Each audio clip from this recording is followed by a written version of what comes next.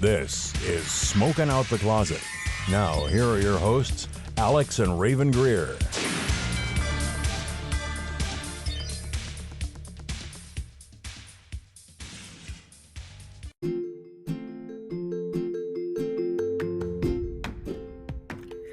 Hey, it's Rayven. I wanted to announce 2 new affiliate programs that Smoking Out the Closet is now a part of.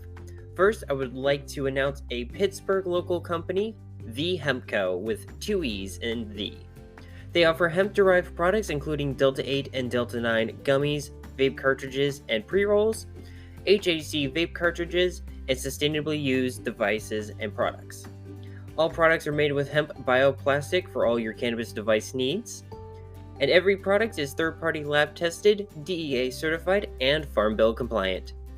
If you're looking to visit them in person, you can visit them at 20280 Route 19, Number 3, Cranberry Township, Pennsylvania, 16066, or online at theehempco.com.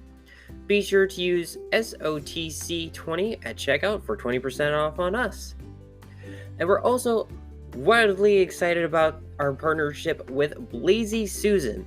They offer their iconic Blazy Susan rolling tray, as well as papers and cones in unbleached hemp, their famous pink, and their brand new purple colors. Follow our affiliate link in the show notes and use Blazy10, BLAZY10, for 10% off on checkout. Now, on with the episode.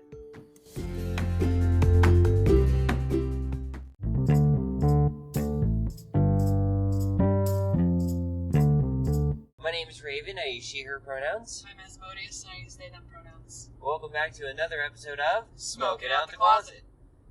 If we do sound weird, we apologize. We are currently still on the road from our trip to Wayne, PA, and New Jersey. So we're going to be doing a card episode. A car episode. An episode in a car.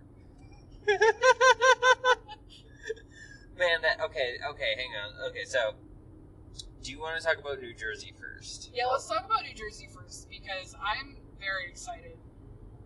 So, we had taken a trip across PA to go visit a dispensary, which we'll talk about a little bit later.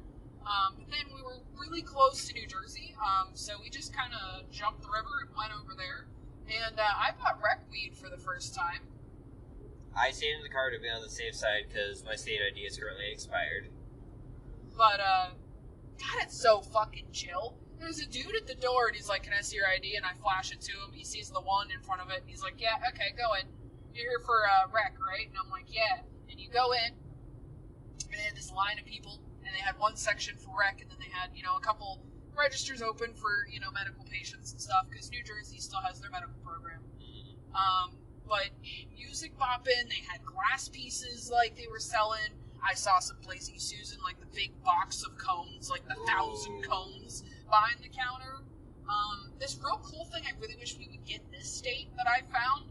I can't remember exactly what it's called, but it's like, I think it's called Dabology. It's a little like, kind of like a syringe thing, but it looks like a twist-up crayon you used to have in like kindergarten, right? Mm-hmm. And it has a plunger on the back, and you can put it right into like your Puffco, and they sell magical butter machines, and like, it was just a freaking great time. Like, this dispensary was pretty cool. It was in, like, a strip mall, with, like, Moe's and, like... It was, like, a Moe's... A Verizon store. It was, like, a sushi restaurant being, renovated so they can open, I think it was, like, so right next to the shop we went to was, like, a Verizon, and then there was, like, something food on the other side, like, right next to that one, too. Yeah. Is it, like, a wing place? I think so. But, yeah, that was super fun. Totally different vibe, because when I got up to the register, I waited for maybe, like, I don't know, like, what would you say, like 5 minutes-ish, maybe, and in the line, they're pretty speedy about things. There were a couple med patients that came in, and they were in and out, like, real fast. Mm-hmm. I wasn't able to place an online order, even though it did say on their menu that I could highly recommend that you place one. Might have just been because it was a Sunday, they were a little bit busier. But, yeah, I just go up and I was like, hey, I got my list of things. I read off my list. They rang all of my stuff out. They were like, it's your birthday. And I told them. And they were like, all right, cool. and this is how much you owe me. I was like, okay. And then they didn't staple the bag, which I felt weird walking out, because everywhere I've been in PA, it just staples your bag shut. And I'm like, am I just allowed to walk out with this open like that? What? It was weird. I felt a little awkward at first, because it was like, comparatively to the first time I went in to buy cigarettes by myself, and I was allowed to when I turned 18 in PA. Oh yeah, that is weird. That's weird. It was the same kind of feeling. It was akin to that. And I still get a little awkward, like, going into the liquor store, but, like, I'm 25 years old. I shouldn't be awkward going into the damn liquor store anymore. You're almost 26. Remind me. But, yeah, no, it was fun. The people there were super fucking chill. There was a person that came in behind me with bright pink hair, it was gorgeous. About his hair as long as yours, but it was fluorescent pink. Ooh. It was gorgeous. But yeah, our main reason to go out there was edibles. Unfortunately, they were out of their gummies and stuff like that. But I got some, they're like press tablets is what they called them. They're flavored. You got some of the mints, the medicated mints. You got some pre-rolls that we had tried. We smoked last night before we went to sleep. Did you want to talk about that? Because you had more than I did. Yeah, it was interesting. It was, what was that called? Golden Buddha? It's in your pocket. Yeah. It was like Golden Buddha, and they were 2 half-gram joints. Cinnamon Buddha pre-roll from Ozone. Cinnamon Buddha, okay. So I knew it was something Buddha. Yeah, it was pretty... Ooh, that's Woo! It was alright. It was enough to, like, shut my brain off for a little bit. It didn't last super long for me, though. About 30 to 45 minutes, and then my anxiety started up again, so not long enough for me to actually fall asleep. But it had 0.5% of myrcene in it. I think maybe if I would have got a full gram joint of it and smoked it, I would have been okay, because that's about half of what I usually smoke. Yeah. We're also at my parents' house, and I wanted to make sure that I was still kind of lucid and not too out of it. I don't want to get a weed hangover either, because driving back to Pittsburgh, but... Yeah, we ended up trying to make it a full, like, in-day trip, but we would have gotten home last night around, like, midnight, and I was not about it. I had already had a Monster that morning. I had a silly drink from Starbucks in New Jersey, and then I had a 5-hour energy when we were in Allentown, and I was just fucking dragging. I was like, I just didn't want to be in the car anymore at that point, too. But, yeah, no, that was fun. Yeah. I do want to bring up some of the stuff like New Jersey is and isn't doing still, because while we did go to experience their recreational market for the podcast and everything, I do want to bring up the fact that they don't have home grow, and their eighths are like $70 to $60 at the cheapest. Which is fucking ridiculous. It is. I told you this earlier, and I want to talk about it here too. $60 for an eighth of flour is PA's market like 2 years ago, right? And that was kind of standard, and then prices started to drop and everything. But like in New Jersey, you can get an eighth of pre-rolls, a pack of 5 pre-rolls that comes out to an eighth of flour for $60. But then if you want your own flour, like the bud, you have to pay like $60 for just the eighth of flour. Yeah. Which doesn't make sense to me, but also if I'm going to pay that much, I might as well just have somebody else fucking grind it and pack it for me too. But also from what I've heard, the ones that are in the pre-rolls aren't really like... It's shake. It's the flour that they have for the shake, and then they turn it into a pre-roll. Shake's usually, in my experience, I've had some good experiences with shake. And that flour that I had from Ozone was pretty good. Yeah. I will say I wish I just had more of it. But I would love to see, like, you know, hey, we have this in a pre-roll, but we also have the eighth of it.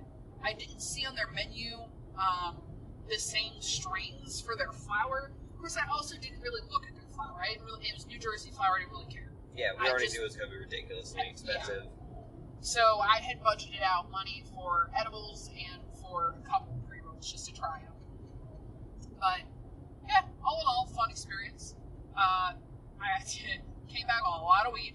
And segueing into, do we want to talk about Wayne, the dispensary we went to go visit Wayne? Yeah. And just talk about what we got there? Yeah, totally. So they actually reached out to us, and they were like, hey, why don't you come check us out? And their name is Ascend. and we went out and got some flour. What all did I get? I can't remember. I got a gram of Durban Cresco RSO for like $45. I got an eighth of String Citrus City OG. The terp profile on this is pretty nice.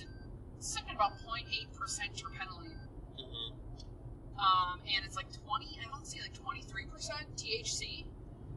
But, and I also got a half gram. I think that eighth was like $27 if I remember correctly. This dispensary, their prices were ridiculously cheap and I loved it. It was great. So, so Ascend doesn't do coupons, but, they were very much like very cheap. I think they had like a section that was like $15 eighths or $15 products you can buy. Yeah. And they have like a cap of like 5 per order, and they didn't look like they were super close to expiring either.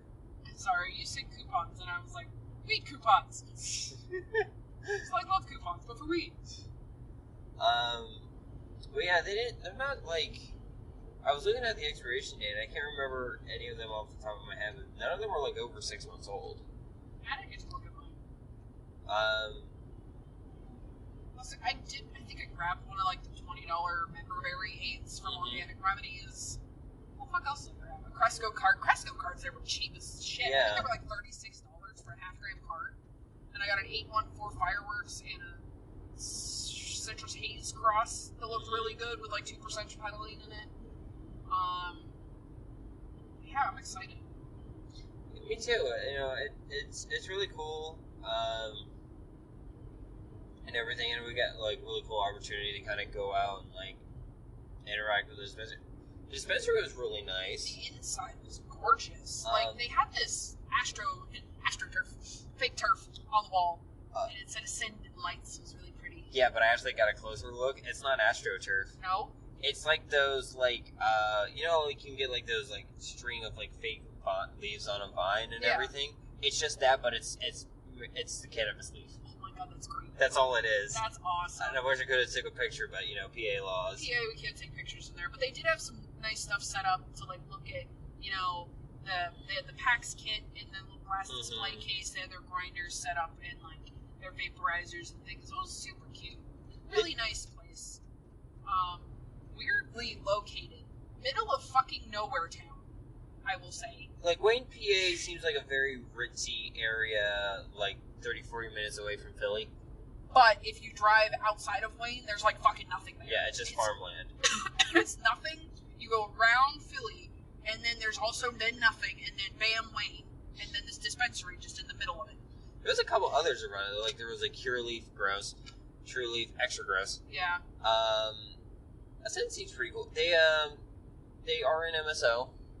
Yeah. I can't remember the name of their parent company off the top of my head right now. I can't either. But they own Ozone. Which is the flower we bought in New Jersey. And, like, I liked it. I like that cinnamon Buddha. Yeah. My brain is... I'm also focusing on driving right now. No, you're good. You're good. But yeah, it was alright. I have another 1 gram joint from them, I think. Is it from them? Yours is from them, I know. Yeah. No, yours is Ayers Rec from a different state. Yeah. And you got purple... Romulan or something like that. Purple Romulan. The only reason I remember that is because I was like, Star Trek. Terrapin also has a strain called Romulan. Really? That's been growing recently. Yeah, we've gotten some at my place. I've seen it around at other dispensaries too. Okay. But I wonder if this is like a cross of Purple Punch and Romulan. Ooh, that'd be cool. That would be pretty cool. Oh, there was one thing I wanted to bring up about the Ascend dispensary. Yeah. So a couple of things actually. So there's only 2 Ascend locations right now. The one in Scranton and the one in Wayne, PA. That was kind of cool. And everything. It was very... There's a lot of strains that we don't get on our side of the state that they had, which I was very excited to try.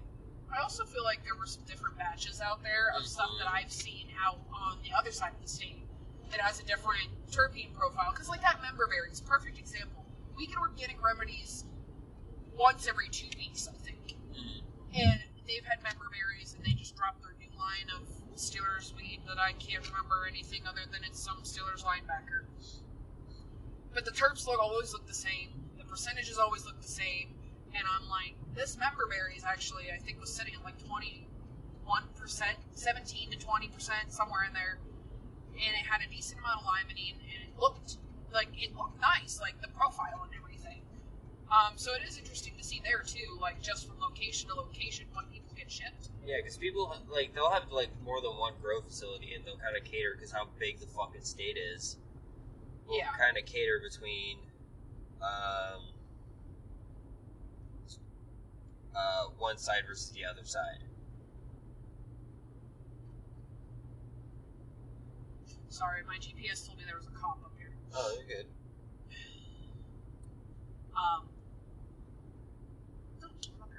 Okay. I saw a person you pulled over though. Yeah. Can I also say that was just super cool? They asked us to come out and see them. Oh yeah. Like that was neat. That was a really cool opportunity. And I was just like, you know what? Fuck it. What the hell else are we doing on a Sunday? Yeah. Just get up early and drive out.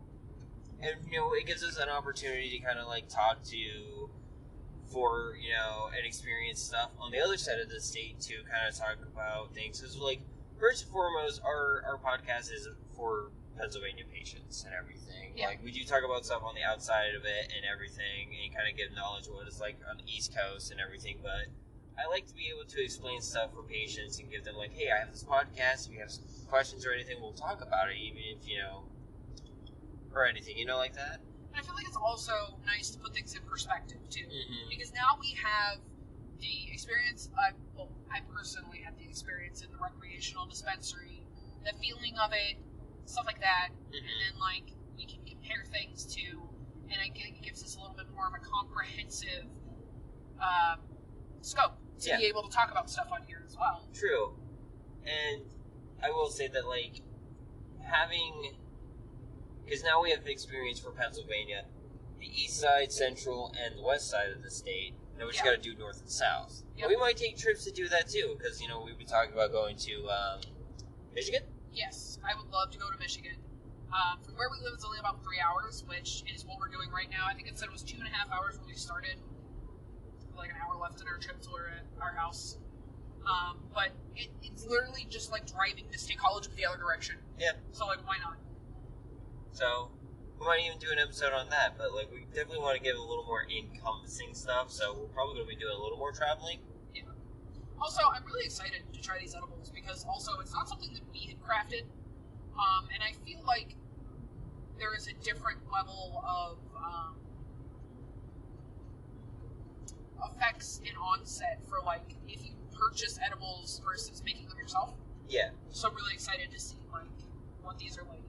I will say I'm having an easier time with this. It is the sugar THC combination, and I don't know if it's just because it's 5 milligrams a mint, or if it's just the way it's crafted.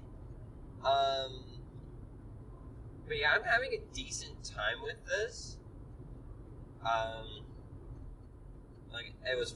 So, can I talk about the mint I got? Yeah, absolutely. Because I haven't gotten to try any of my stuff yet, so if you want to talk about your edibles, absolutely. Yeah. So I tried, what did we grab me? The Verano Winter Mints. We were Mints. going to get you the berry ones, but they were out of those too. Because I was originally looking for, like, the 1-to-1 CBD THC gummy, or soft lozenge, or whatever it is, you know? Yeah. But, I don't know if they just closed the menu early, or they got too busy, so they shut the menu off or something. But we couldn't use the menu, like, put our order in. Because we were trying. Yeah, we were sitting at Smashburger, eating food, trying to figure out what we wanted to buy. And I had this whole order, like, set in there, and I was like, oh, I'm going to place it. And it was like, pick up tomorrow at 10 o'clock in the morning. I'm like, I'm not going to be here. I know. I want to be back in Pennsylvania. Thank you very much. Well, okay, so we timed it out, because I had one earlier. Yeah. About a half an hour on set. And a half hour offset. I don't know if that's the official term, but basically, it's to fill the effects, it was about half an hour for me, and then to get sober again was roughly half an hour. It's not a bad high, honestly. I'm just more goofball-y. Giggly. Yeah. Giggly girl. We chewed you one last night, too, when you first had it. Yeah. At that point, you were like, well, by about time, I have just taken it out. I'm like, you absolutely can. So, I mean, it was good. Would it be in my regular, like, if we get that stuff here in PA, when we get that stuff here in PA, well, you know, we go rec and everything, will I get it all the time? Probably not, but, you know, for like a, I don't know, probably for like a hike or something, you know? Yeah. And it didn't taste bad. It's a little weird at first, but once you have one, you kind of just get used to it. Did it taste like weed? Yeah. And mint. Yes. Which is why it was weird. Mint weed.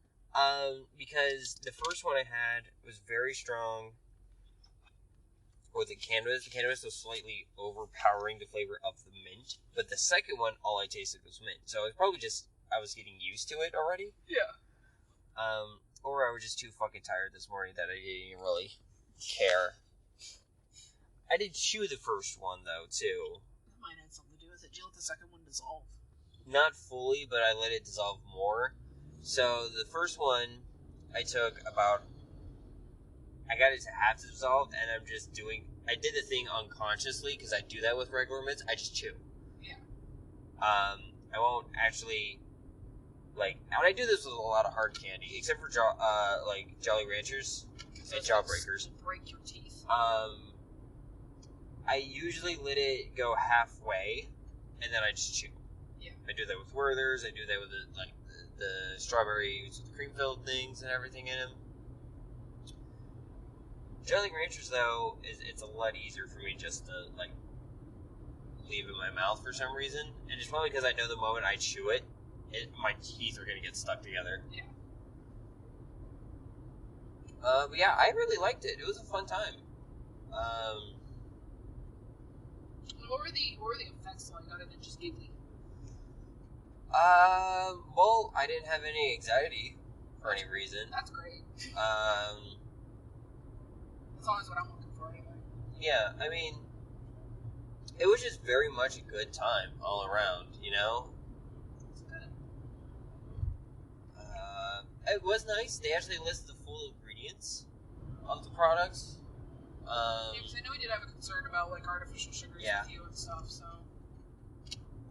Yeah, that's always a concern, because, like, my brain can't... It's specifically aspartame. My body can't process it very well, because of the phenylene and everything in it. So it's, it gives me migraines, so... Oh, there was another thing I wanted to talk about Ascend, though. Yeah. I totally got sidetracked. It's all good. They had not only grinders, which some dispensaries in PA do, but they had smell-proof little, like, side I pouches. saw those. And I was like, huh? I kind of want one. They can sell those? It's weird. That is kind of weird.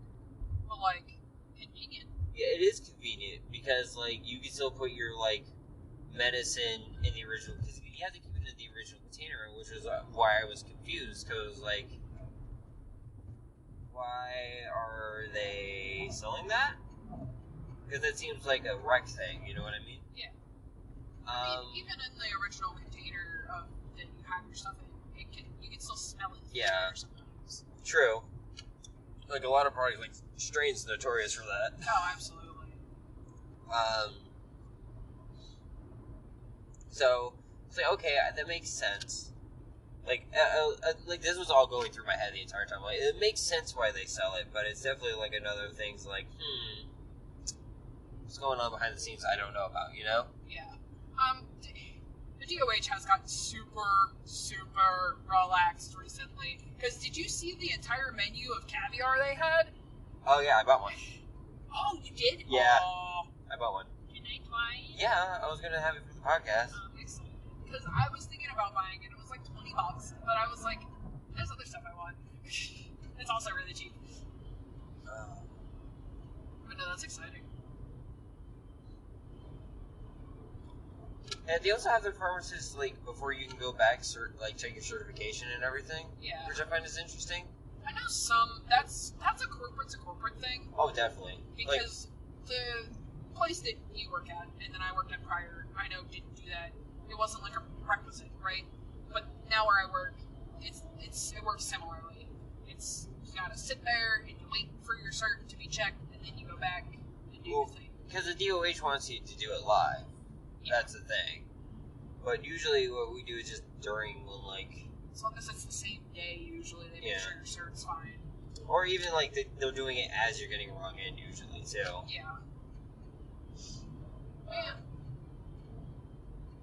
Yeah, I had a fun time. I had a fun trip. So did I. I'm just also ready to be stationary more. Yeah. Because it was nice getting to stop yesterday, but I'm ready to be home. You right? I'm sorry. You good? I'm trying to wake up. I will say, I am going to try getting a lot of the car noise and everything out of the background, as best as I can. But if you like this, one of the things we thought about throwing up on our Patreon, which is in the show notes, for the link, one thing we thought about with the Patreon was making car-based episodes.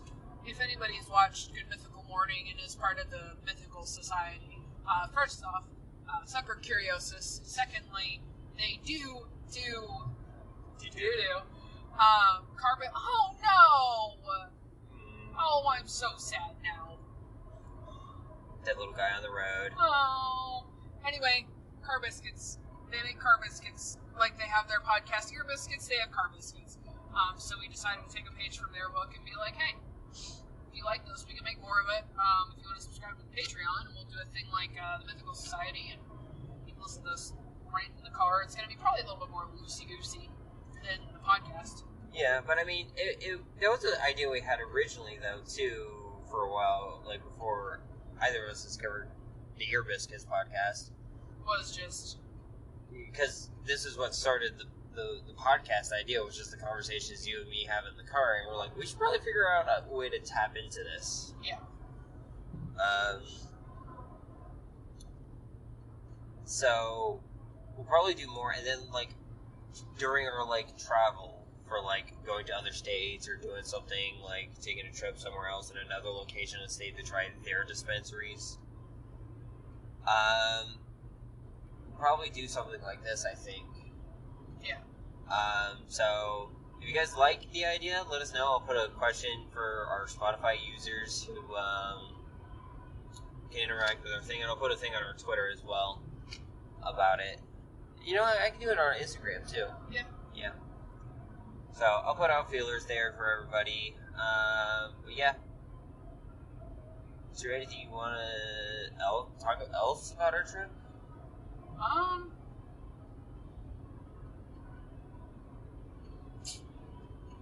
don't really think so.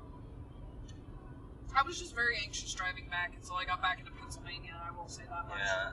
There was For some... multiple reasons. It's just the people, the way that people fucking drive in New Jersey. It took me a little bit to get used to it, but it's just, people are a lot more, like, go, and, like, trying to time things really quick and get there and get in, get out, and, like, there is a method to it, believe it or not, even though when they come in over Pennsylvania, it feels like they're just driving like assholes, but that's literally, they find an opportunity, they just fucking go, they don't hesitate, and shit just keeps moving over there. But there are some assholes who don't know how fucking intersections, four-way stops work. Or roundabouts. Or fucking roundabouts, Jesus. What, I drove through 3 of them? Yeah. On the way? But, yeah, I was happy to get back to Pennsylvania. But it was a fun time over New Jersey. It's fun to visit. Yeah. I don't think I would want to live there, but... Yeah. But, definitely, if you're listening to this episode and have the means to either communicate with any of the, New Jersey, government in any facet, or live in New Jersey and speak with your representatives, definitely try having them, like, have the prices lowered on products. Well, I know California, from what I've heard and everything, you can get, like, $30 or even cheaper, but like the premium strains are like $30, I think. But then there's a bunch of tax, and sometimes it can be upwards to like 30% tax. Oh, can I also say, New Jersey, please put, I don't know if this is I think this was dispensary specific, because I was looking at a different dispensary in New Jersey that was wrecked. I would like to see the prices in the price of the product. And I feel like that's also just a fucking, like, United States thing, that it doesn't calculate the tax into the price of the product. But in Pennsylvania, in the medical market, what you see on the menu is what you're going to pay. Mm-hmm. Not what you see on the menu is what you're going to pay plus whatever the heck the sales tax is. Which is, is it 6% New Jersey? It's like 6.6, roughly. Which is weird. Because, like, I thought it was going to be higher. Yeah, same. But, yeah, I don't know. That's just a side note. I like being able to say, okay, I'm adding items up and this is how much it's going to be. Other places do that. So, yeah. Just a side note.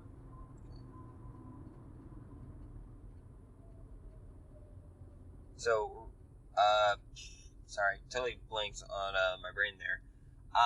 We're going to go to a break for our little sponsors and everything, but we'll be back and we'll still be in the car. Yeah.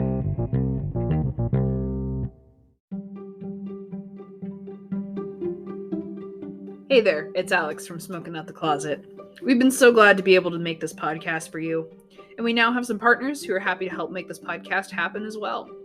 Our friends over at Da Vinci Vapors have sent us one of their many amazing products, the IQC Dry Herb Vaporizer.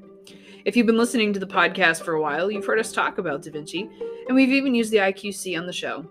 With a half-gram dry herb chamber, 30-second heat-up time, precision temperature control, removable and rechargeable 18650 battery, and an on-time of 2 hours, what's not to love about the Da Vinci IQC? Well, what if we told you can get an extra 15% off just for listening to this podcast? That's right, use the code SOTC15 for 15% off at checkout site-wide. Thanks again to our friends over at Da Vinci Vapors, and now, back to the episode.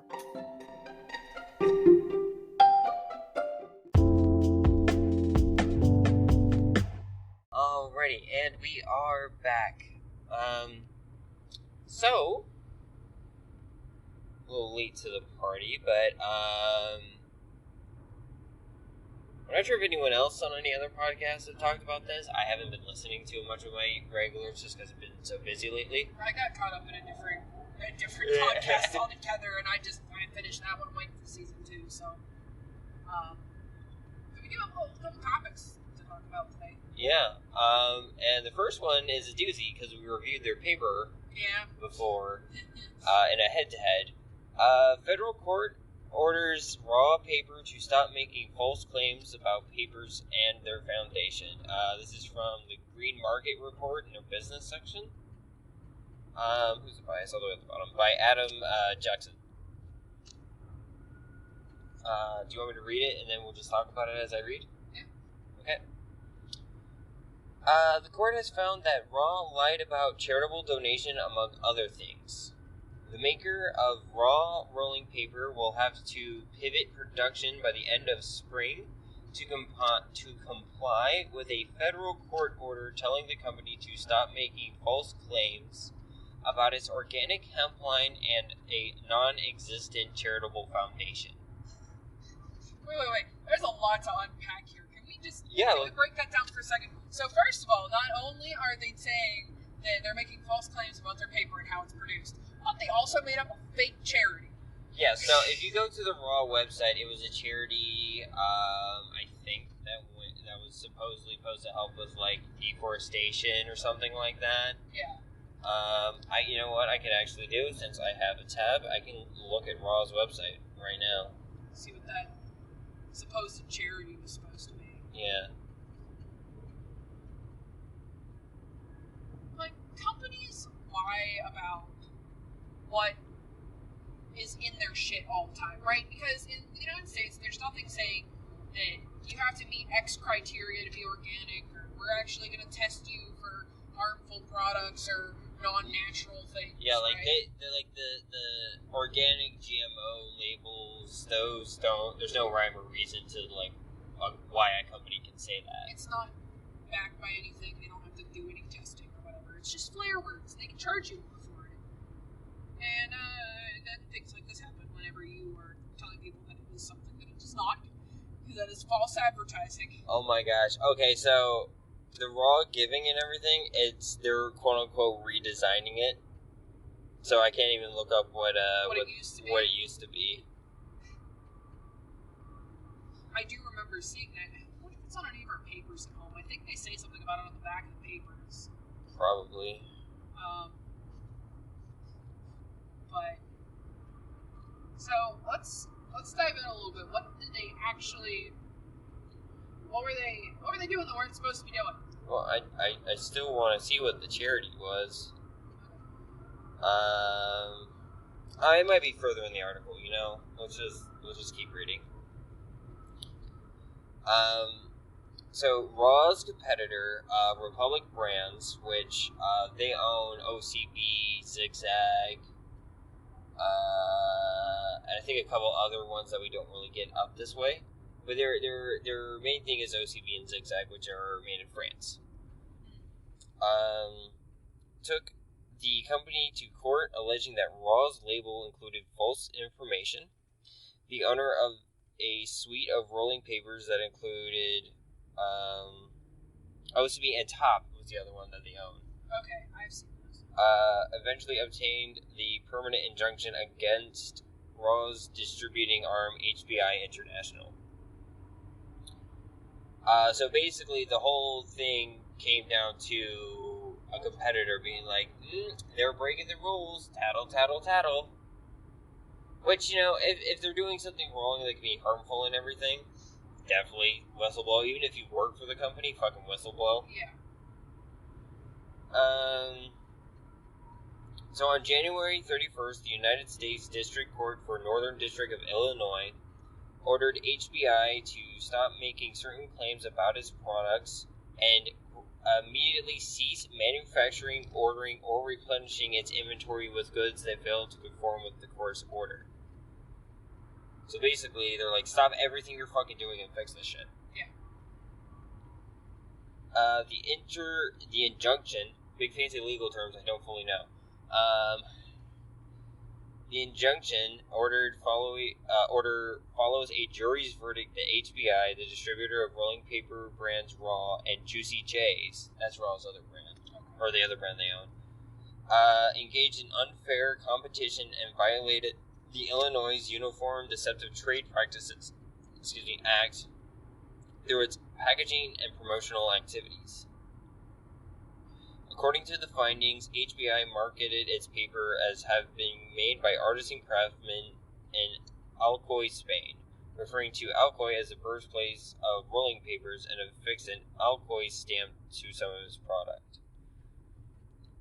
However, in a January 19th ruling, the court found that HBI has not been making papers in Alcoy, Spain whatsoever. Well, that's issue right there, because, you know, that's making it sound like it's imported and they can raise the prices. Exactly. But also the fact that you're like, because like, think about it this way, right? They're used for a certain thing. It's meant to be consumed by people.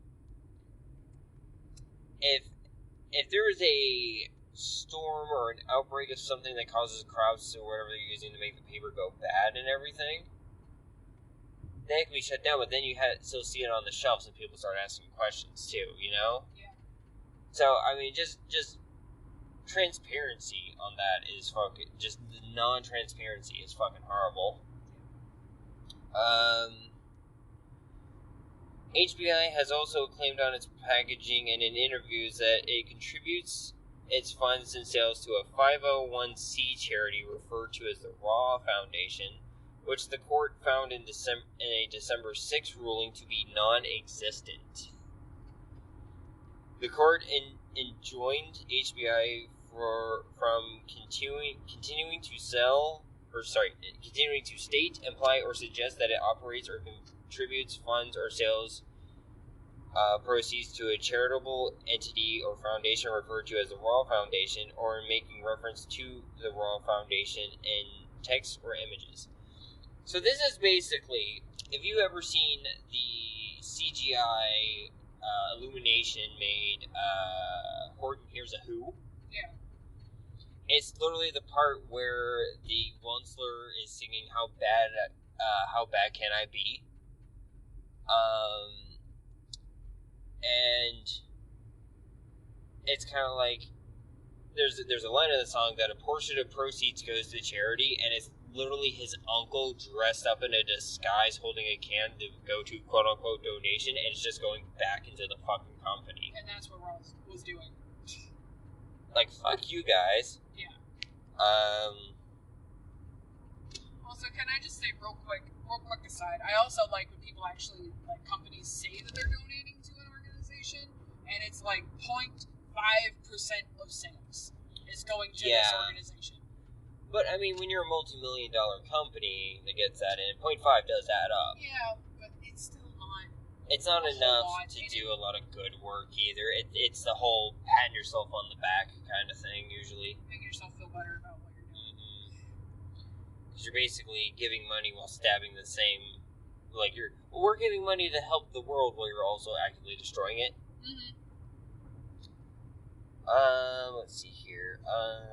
Do you have something else you want to say? I just was thinking, I think there was a political cartoon I saw about that. It was like a rich man holding a tree, and behind him you could see like a forest burning. But it was a rich man in a suit and was giving a tree to like some charitable organization, or it was like some person dressed up as some organization, right?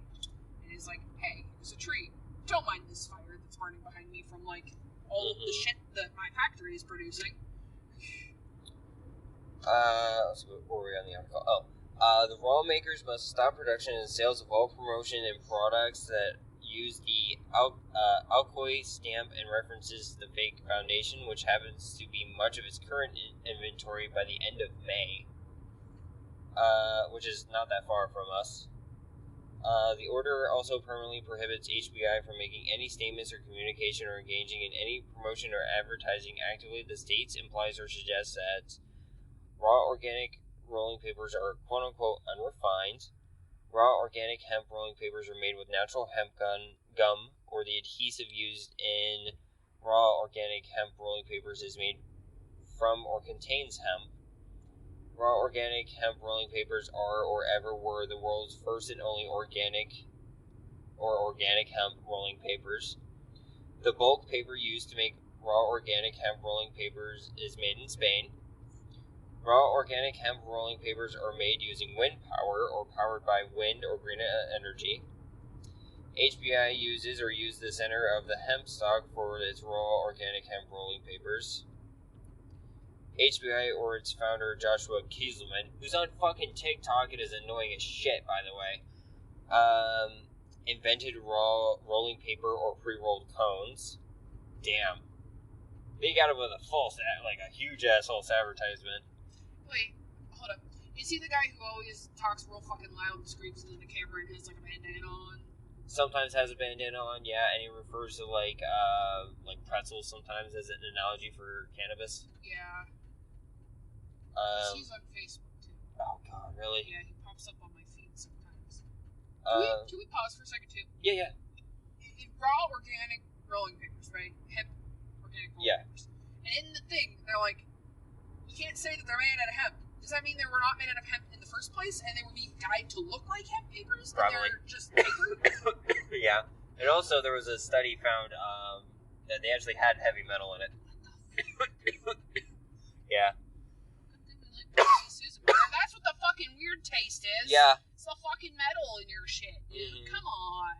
And now there was someone on TikTok that he apparently they rescued a donkey too, and they were giving him the scraps that they don't use as part of his feed, and he was hanging out with Joshua was hanging out with the fucking donkey and everything and saying, see, this is our unrefined metal. No hard metals or anything. And every one of the comments is like, bull fucking shit. Bull fucking shit.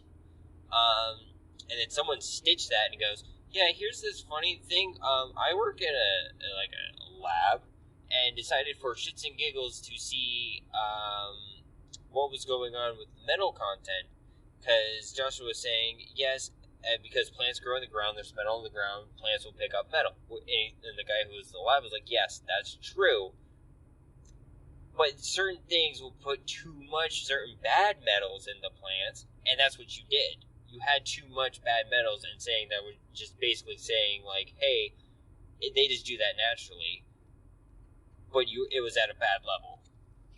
Yeah, because whenever you see like heavy metals and shit like that happen naturally and organically, they're trace amounts. They're not going to be harmful levels of those metals. And at this point, what it seems like is that there were harmful levels in there, and this is or has been hurting people. So, yeah, definitely Blazy Susan's a lot better on the front of the rolling paper. So now I want to do, because I wanted to do this after we did that one-to-one thing, like the head-to-head round. I want to do Blazy Susan versus OCB. Yeah. Because OCB states that they also use wind power and green energy, which I believe, because where they're located in France, there is wind turbines. Yeah. So I believe that a lot more. But who knows, you know? Yeah, I would like to see the script flipped and see if OCB can match up to what they say, and that they're not just pointing fingers and doing shady shit too. True. I'm not saying that they are. I'm not making any claims. I'm just saying that it would be nice to see that the people who are pointing fingers saying you're doing bad things, if they're not also doing bad things. Yeah, because, you know, they say when you point one finger at somebody, there's three more pointing back at you. And people in glass houses should not throw stones. But this is why when you're in the military, you get knife hand. The last thing is the OCB organic hemp papers. They're not allowed to state that OCB organic hemp papers are knockoffs or quote-unquote raw nabbies. It's raw and then like NABES. So it's like wannabes and raw. But it doesn't... Wannabes. Yeah, wannabes. I was having a hard time saying that phonetically. That's just slander. Yeah. That's just like blackmail. That's just saying like... Oh, and there's more. It says copies and or fake versions of Raw's rolling paper. Yeah. Also, can I just say real quick, I've never liked the whole big boisterous thing that Raw has going about them, and like, we're the best, and we're the only thing, and we've been here from the original, and we're the only true one rolling paper. Like, everybody has their own shit that they like to roll with. Like, you're feeding into the dude bro weed culture, and I don't like it. The Chads, the frat boys of cannabis. You are the frat boys of cannabis. So yeah, don't use raw rolling paper, I guess. I haven't been using mine since all this shit came out. Now that I need to get my fucking grape juicy papers and throw those away too, because I had Juicy J's. I had grape Juicy J's at the house. We just got a new order, new shipment of shameless plug for our affiliate over here. We just got a new shipment of the purple Blazy Susan pre-roll cones coming in, 50 pack of those. Plus, they have these really cool rose petal rolling. I guess they're like blunt wraps. Yeah. Yeah, but they have rose petals in them, and I'm so excited. The thing is, I hope they didn't use, like, they just grew a rose inside or something like that, and they just got it, because, like, you could get food-grade rose petals, because it has no pesticides or anything with that. But if you do end up with, like, ones that, like, do have pesticides, or, like, just going to, like, a florist and getting roses like that and using that to roll your, cannabis, it can be kind of harmful to the body. Because there's shit on there that should not be on there, and it should be really bad when it's inhaled. I'm hoping, coming from like a holistic medicine background, because rose petals do have different like medical benefits. There are certain roses that you can use that they don't taste as weird, I guess, but they also, the way they grow allows them to naturally be bug repellent, so they don't have like pesticides and things on them. But yeah, you can't just go get long stem roses. There's very specific kinds of roses that you can use for like rose water or tea, or in this case, rolling paper. The next thing we wanted to talk about, which is funny because the company that owns this followed us. It's following us on Twitter. The title of the article from the Denver Post is called Coloradians? Coloradans, right? Coloradans. That one doesn't flow well, guys. I don't like that. People from Colorado can now buy weed from a vending machine. Parentheses, yes, really, end parentheses. Terrapin Care Station Dispensary in Aurora debuts the first automated cannabis experience machine. This article is written by Tini Riccardi.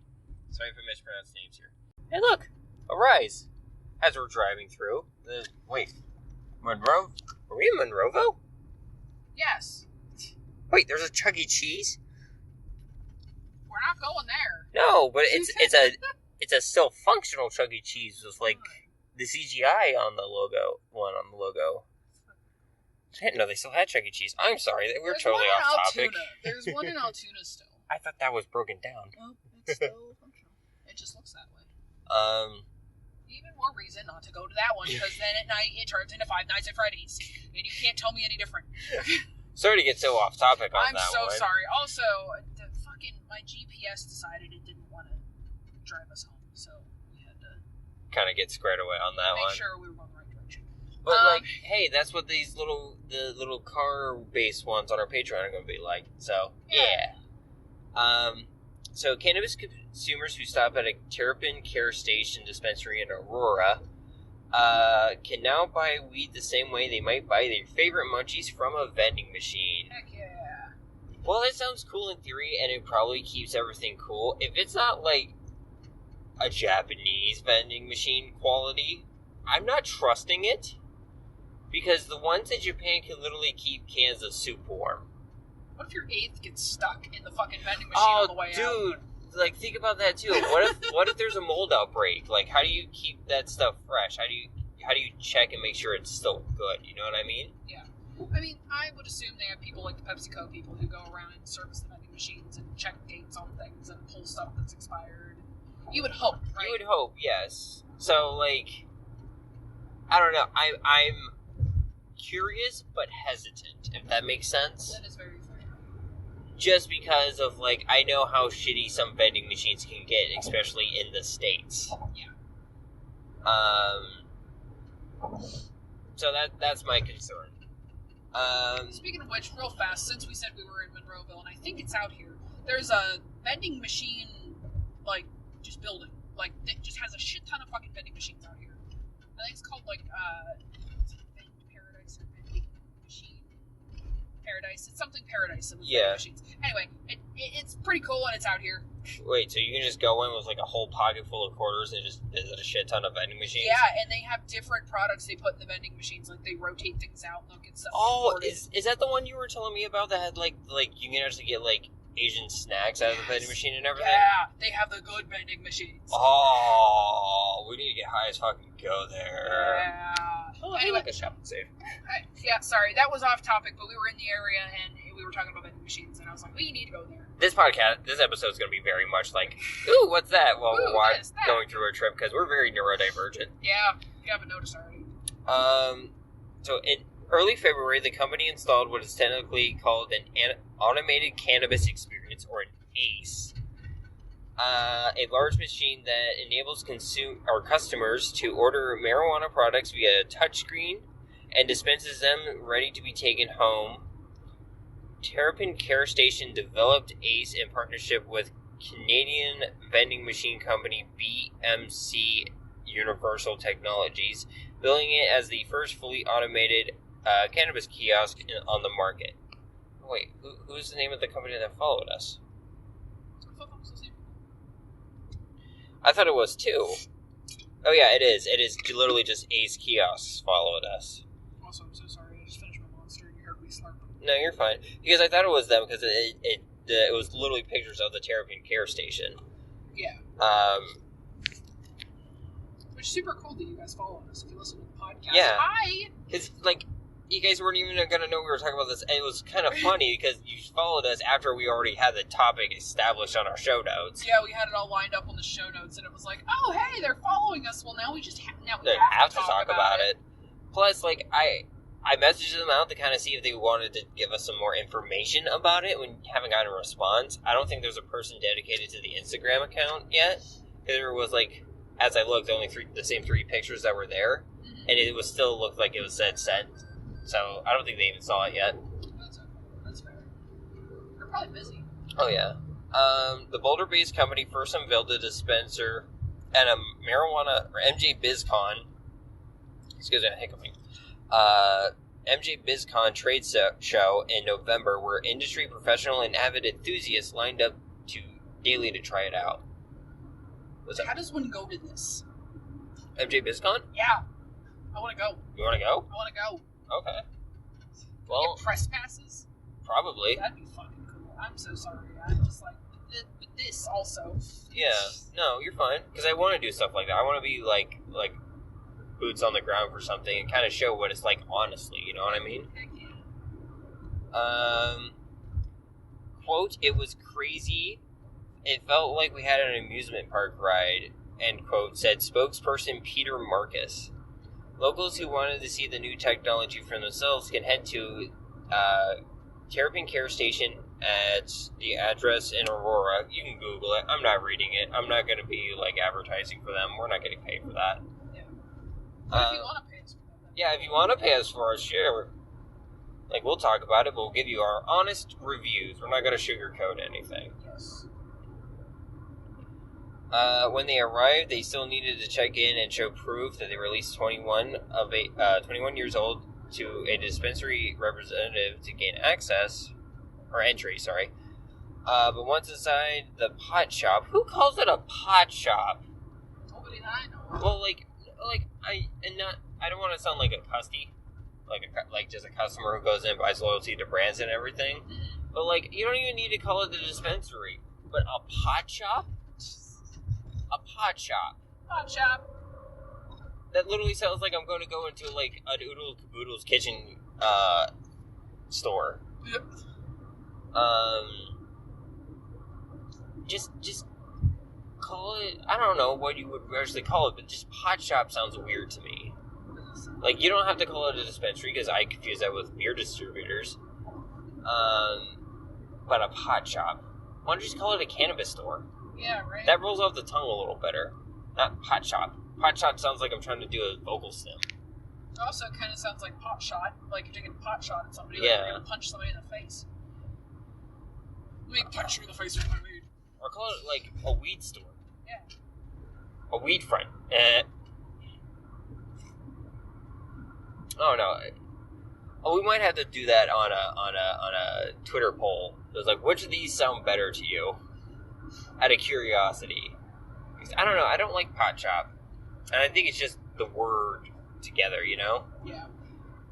But I don't really like dispensary either. You know? It makes sense in a medical market, but once you go rec, it's kind of like, what do you call that? You know? Because you got recreational dispensaries, but then it gets confusing. Yeah. Because they're like, well, medical should be a dispensary, recreational, we need a different word. We need to make something. Yeah. Linguists, fellow English linguists, get on this. What are we going to call a recreational weed store? But yeah, to finish the sentence, they can complete their purchases without ever interacting with a bud tender. I guess that's good if you don't have questions, know exactly what you need, know what strains are exactly in the vending machine, and have, talking to people sometimes is an issue, especially if you're neurodivergent. But if you're like, I kind of have a question, like, what if if I'm there, right? And I don't know anything about this strain. Colorado is also not a state that requires terpenes, so I'm not going to know the full effects of this exact batch or anything. And I'll walk in and basically be like, I don't know what I want, you know? Be like, do I want this one? But what about the effects? And then I'm going to sit there for like a good 10 minutes trying to figure out what exact products I want. So, like I'm going to stand there for an extra 10 minutes trying to figure out what exactly I want, and then there can be a huge line while I'm sitting there, like, trying to figure out which one I want exactly. If I'm not going on just the strain name, right? If I'm looking for some specific, Yeah. I'd be like, because I already have decision issues with freaking food, but at least I know the food's going to be pretty much the same every time I get it. Yeah. Even with strains, you have no... There can be... White Durban, perfect example. Mm-hmm. White Durban, super high in terpenoline. But if you go to like a different grow processor, even a different batch, you might not have as much terpenoline. You might end up with more caryophyllene. Or like Super Silver Haze, I have definitely seen with super high levels of terpenoline, like it stereotypically is. But then from other grow processors, there'll be like caryophyllene in there, or there'll be myrcene in there, and it's like, even with just going off strain names too, it's not super consistent. Yeah, and then you also have the issue, like, we had a bunch of people talk at my store about Cresco. They had a cart of purple Pineapple Express, and that had a crap ton of terpenoline in it, and then the next batch had none. Yeah. I'm like, what happened? Where'd your terpenoline go? The strain carries terpenoline. What happened? Yeah.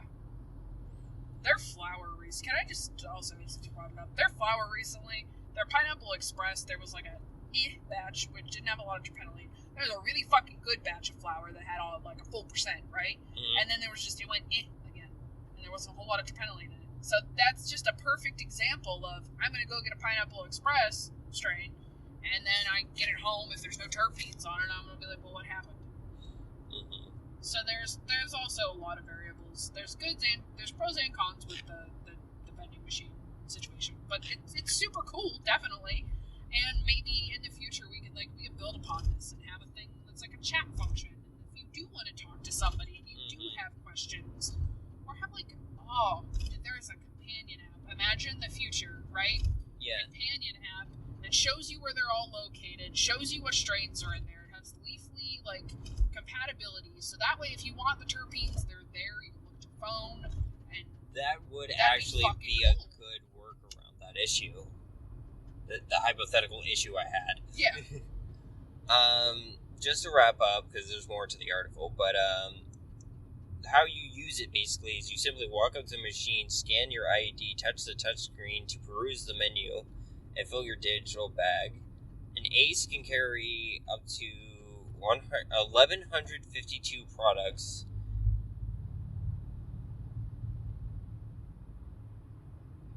And because it's refrigerated, customers can order concentrates that require being stored at a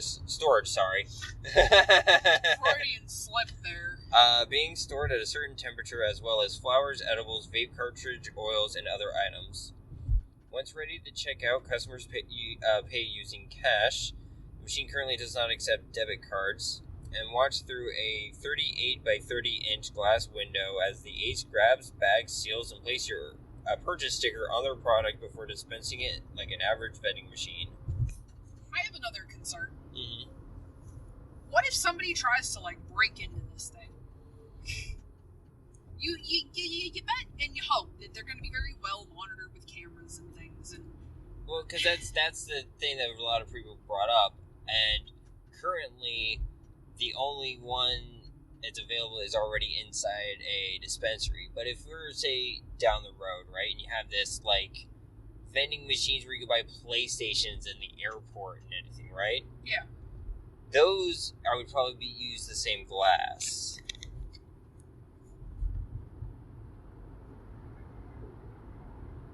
I'm just going to edit this out. Also, is that motherfucking truck in front of me that didn't know how to fucking drive? Did you see him? He had no idea where the fuck he was going. It was his fault. Because he was swerving and shit, and then was taking 5 ever to turn, and I also thought this car behind me was a fucking cop at one point, but it's not. It's some blonde chick in a Dodge Charger with a fucking brush bar on the front.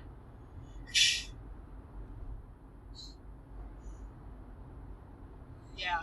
That's just the last thing we need. We're 20 miles from home, getting fucking pulled over with weed from New Jersey. Mm-hmm.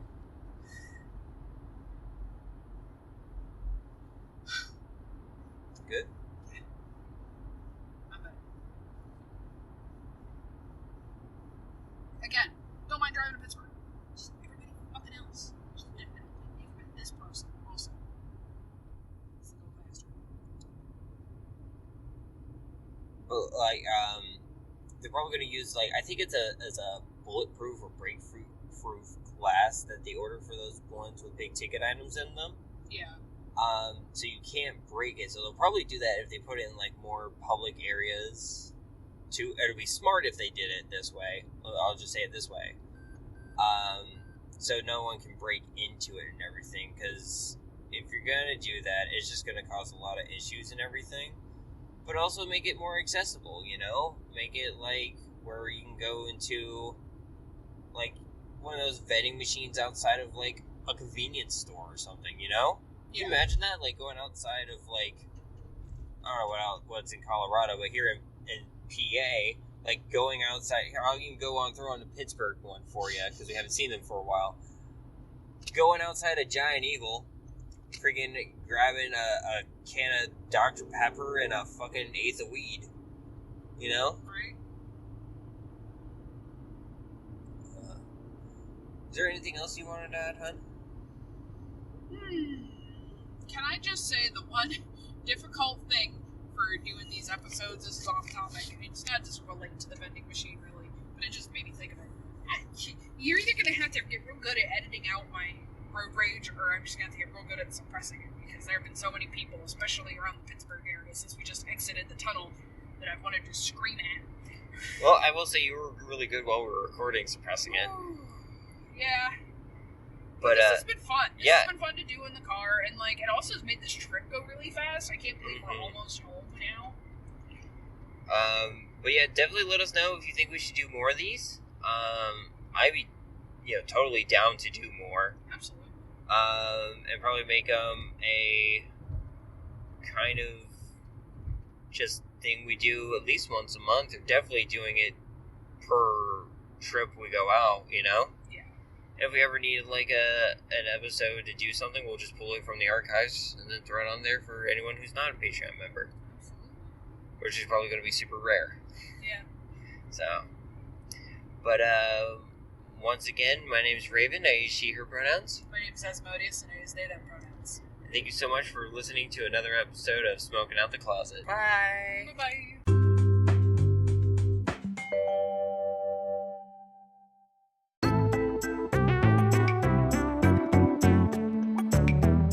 Raven here. I just wanted to make a little ad for our Patreon that we started. First and foremost, all the funds generated with this Patreon is going to go directly back into the podcast, whether that's better equipment so we can make better sounding episodes, give you guys really cool stuff like stickers, pictures, nice little trinkets from us, or be able to travel to places where there is legal weed, or there's certain LGBT communities that we want to interact with and talk to, and potentially have some really cool guests come on the show. Now, right now our Patreon is bare bones, and I do apologize with that, but we hope to make it a little better as time goes on. Right now we have 3 tiers: flower, vape cartridges, and concentrates. Flower is $3 per month, vapes is $6 per month, and concentrates is $9 per month. With flower, you get access to our Discord, the Scuttle Zone, a private Discord that we have for you guys to kind of interact with each other and potentially interact with us. We have things for different aspects of the cannabis community and LGBT community where you guys can talk to and kind of just interact with each other and learn from each other, and learn with us. But you also get early access to these episodes. You get a day or two, basically immediately after I'm done editing the episode, I am putting it on the Patreon so you guys can listen to it early. With vape, you have everything from the flower, but you also have access to the private chat room in the Discord server for one-on-one discussions and questions for us. You'll have the ability to basically be, hey, I have a question about this certain thing, and we'll answer it at the end of every episode. We won't get to everyone all at the same time, obviously, but, we'll spread it out through the month and be able to get to as many questions as we can. And then with the concentrates, you get everything from flower and vape, but you also get behind the scenes looks at what we do here. I'll show like what I'm editing and like maybe little sound files or like little clips of what we're working on. Our show notes, so you get to see that early, potentially, knowing what topics we're going to be talking about on this next episode. Pictures of stuff in and outside of the recording stuff, like things like cannabis festivals. We'll take pictures and post some of them online, but with the behind the scenes access, you get to see all of that. Basically, all the dumb faces we make at each other, all the cool stuff that we see, and all the cute things that we find. It's my hope with this Patreon that we'll be able to go far and wide and hopefully be able to see some of you guys or have some live shows in the future where you guys can come and interact with us. And obviously, no pressure. I just want to make sure that you guys are aware of this, and first and foremost, take care of you guys yourselves. If you don't have money to support it, or if something happens, you have to stop, we totally understand. Thanks.